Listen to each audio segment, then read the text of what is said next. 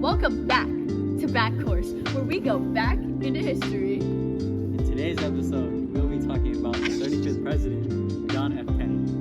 Like he said, he was the 35th president who served from 1961 to 1963 before he got assassinated. Today we'll be going over his domestic and foreign policies, his assassination, his family life, and even what he believed in.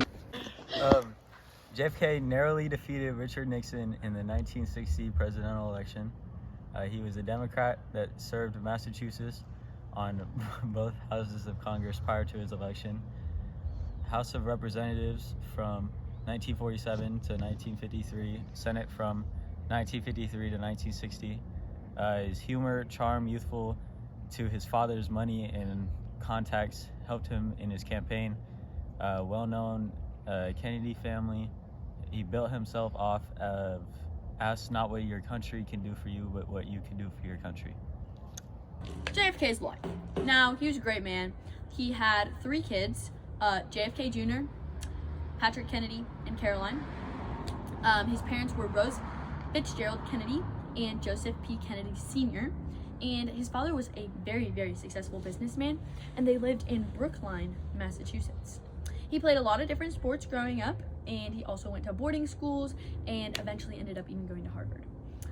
He was often very chronically sick and was never very healthy since he always suffered from an illness. At one point, he had scarlet disease, which is potentially life-threatening, and his father was scared he was going to die. He also ruptured a disc in his back while playing football, which caused him to have to stop playing.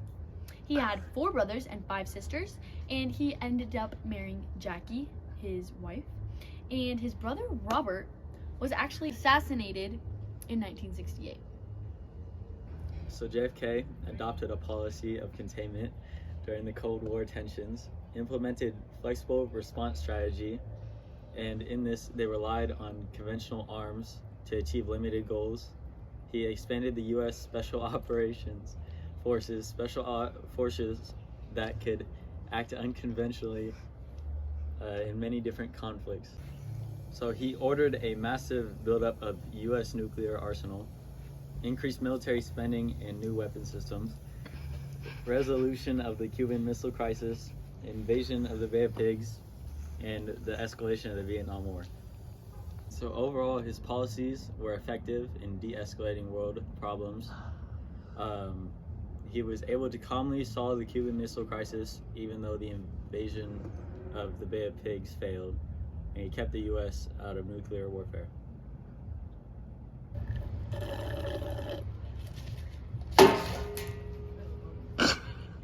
John F. Kennedy not only was foreign, but he had domestic policy too.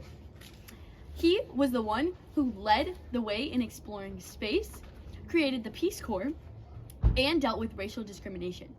Racial segregation continued even after it was outlawed in schools and public places. He also proposed the Civil Rights Bill and tried to decrease unemployment. Finally, he also worked to increase tax wages and attempted tax cuts. Now, to analyze all of this, he acted super compassionately and tried to get a lot of things fixed for the better. But overall, he experienced so much resistance from Congress, and they just would not pass what he wanted to. Next, he tried to be liked and stay out of the civil rights movement, but he also ultimately just ended up putting it all off.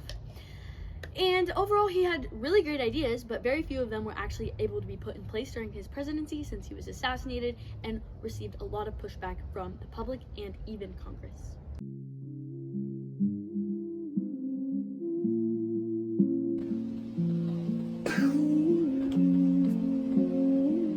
Oh no!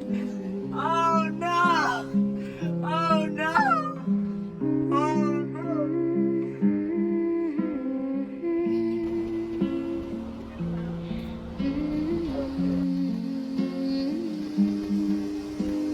Now to the part we were all waiting for, the assassination. Assassinated in Parkland Health, Dallas, Texas on November 22nd, 1963. Hold on. So, he was finishing his 5-day tour to reunite the Democratic Party, shot by Lee Harvey Oswald because of his conspiracy, not because of anything JFK did. What? He was shot in the back of a skull in the neck and declared dead at 1:00 p.m., getting shot at 12:30. Unfortunate event is he was driving through Dealey Plaza in a presidential motorcade with his wife, Jacqueline Kennedy Onassis, literally just trying to finish his tour. What are the odds? He left behind JFK Jr., Carolyn Kennedy, and Patrick Kennedy. After he was killed, the entire country mourned the loss as they shot and lined up for what they thought was going to be his speech, not his death. He was confronted as he matched this description, and he pleaded for his innocence as he was a pasty.